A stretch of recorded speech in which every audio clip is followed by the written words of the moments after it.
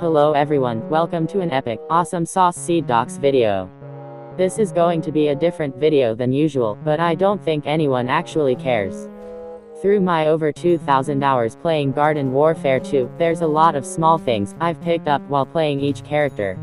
It's kind of hard to think of one for every single character, so some of these tidbits are more well-known or just a general fact about the character, but some will be a useful trick that you can use.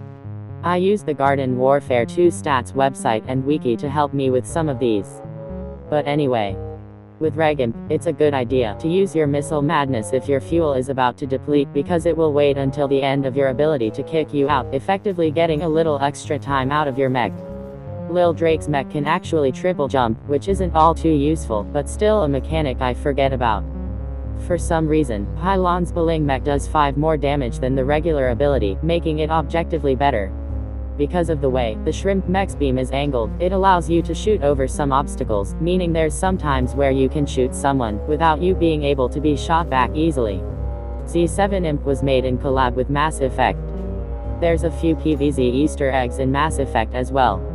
It's extremely difficult to do, but you can sometimes activate your party time while in your mech as Party Imp. Scallywag was not in the release, and came out in the Frontline Fighters DLC. Just some general info, but as any super brains, if you use your kick on the ground and then hold jump as it ends, and don't move, you can be hop really far. For Electro Brains, his beam's electric damage doesn't have drop off, so sometimes it's better to shoot someone next to your target to do more damage to them. Charging your punch to the second tier as Cosmic does the most damage overall. Breakfast Brains actually gets a small speed increase after a kill, kind of like a mini legendary meter. Although Party Brains punch does the same damage as Reg's, his beam is much worse, so if you don't get his meter often, it's better to use Reg Super Brains. Toxic's meter increases the damage of your abilities as well, making the Ultra Ball basically one-shot every character. More general info, but Pirate's Baling barrel is actually worse than the normal barrel, since it has less armor, for whatever reason. I don't understand how PopCap messed up twice on copying an ability into a Baling ability. Captain Flameface can double ignite plants if you shoot them with both your DS and shotgun attack. This works because the game only doesn't stack fire when it comes from another player, or the same primary, but since Flameface has 2 primaries, the game accidentally stacks the fire effect. This means it's also technically possible to do this with Drake, but it's basically pointless. Captain Cannon actually has 2 interesting things about him. First, he wasn't playable during the beta for some reason, but he could still be found in the backyard. Secondly, he actually got 2 major buffs within the first year of the game releasing, before getting a minor nerf in April 2017. I'm not sure if he was underpowered initially, but he is definitely OP now. Captain Sharkbite is one of the strangest characters in Garden Warfare 2. He has a lot of small differences compared to Reg Pirate, and I almost forgot he existed, to be honest. Captain Squawk came out in the Frontline Fighters DLC and is super rare, which is the same for Breakfast Brains and Toxic Citron. It's strange because, although they're all super rare, they're usually considered the worst character of their class. Captain Partyman, despite having probably the best name for a character in this game, is basically useless. His DPS without the legendary meter is significantly worse than Reg Pirate. With the meter, it's only slightly more, and the extra movement speed isn't even worth it. Reg Soldier has significantly higher DS than Super Commando, according to Garden Warfare 2 stats website. Super Commando used to have an ammo upgrade in Garden Warfare 1 that gave him an extra shot in his clip. Arctic Trooper's freeze used to be much worse in Garden Warfare 1, most of the time, you would use your clip, and then you would freeze someone, but then you have to reload, so the freeze wasn't nearly as useful. Tank Commander gains more than 1.4 times his regular damage with both reload upgrades and the damage upgrade on.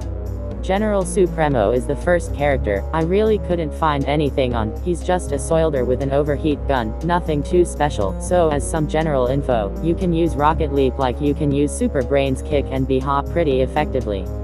Camo Ranger has a significantly longer reload compared to other soldiers. Regfoot Soiler has around a 2-second reload, while Camo has a 3-second reload. Although Sky Trooper has a high DS, he also has not much ammo, so around half the time you're shooting is spent reloading. A lot of people say that Centurion is marginally worse than Camo, but Centurion damage isn't that far off of Camo's. They also don't have a decreased reload time that Camo does. Park Ranger for some reason got a nerf in the Zombopolis Part 2 DLC and his cloud damage was decreased from 3 to 2.5, which is interesting to know since it only shows up as doing 2 damage per tick. A small bonus to Scuba Soilder's primary is that it leaves a AoE effect where it's shot that reveals plants. It's really not that useful since, if you're shooting them you probably already know where they are. Reg Engineer, along with some other characters, can't actually hit crits, and any body shot does 40 damage. Although it doesn't visually seem so, Welder and Reg Engineer share the same splash radius, and although Welder has a higher fire rate, his splash damage isn't that high. Electrician has the primary with the highest splash radius, making him very good for crazy targets. In fact, I remember getting nearly top 100 on PlayStation as Electrician. Unfortunately, that was 5 years ago.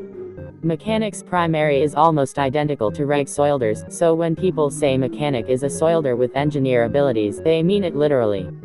Painter has a strange mechanic I never realized until I heard about it in a video. When you fire while moving, the profile will slightly move with you. This is very good to know if you're playing Painter, and I've gotten kills before using this mechanic. Plumber is, in my opinion, one of the most underrated characters in the game. His splash damage alone has a DPS of 33, and in May of 2018 he got a very large buff where his splash area was nearly doubled. People might think of Plumber as a character where you only go for splash damage, but I feel like it's a good idea to use the splash damage as an insurance where if you miss a shot, it's still hitting a good amount of damage. Landscaper is also a very underrated character. He is actually full auto, which I didn't even know, and his bloom is low. For some reason, Sanitation Expert doesn't actually have a toxic aura that other toxic characters do, which kind of makes sense of Toxic Rose because she isn't actually toxic herself, but it makes no sense for Sanitation Expert where there are visually green fumes emitting from him. Rhodey Z can trigger spam to do much more damage with their primary. Also, if you usually run regular Jackhammer, it's probably a better idea to use Turbo Jackhammer if you prefer. AC Parry has a cool reload animation. Yeah, can't really find much on this character either. Reg Scientist has the primary with the highest damage per shot in the game. If you have no damage drop off, hit a crit, and have the damage upgrade on, he does 77 damage, which used to be able to one-shot Vampire Flower before Sunflower got a health buff. Marine Biologist actually has a small spray radius with his primary, which is another large character mechanic I had no idea of. It's especially helpful when the description for Marine Biologist is, quote, "The Dolphin Blaster does huge, fishy damage at close range," end quote. I couldn't get information on this pack, but there's a toxic character pack where you could get Dr. Toxic, Sanitation Expert, and strangest of all, Park Ranger, who isn't a toxic character.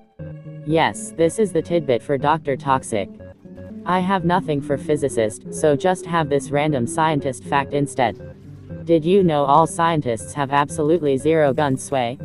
Chemist has the largest spray radius out of all of the spray characters.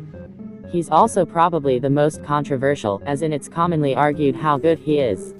Many people think he's really good while many other also think he's bad.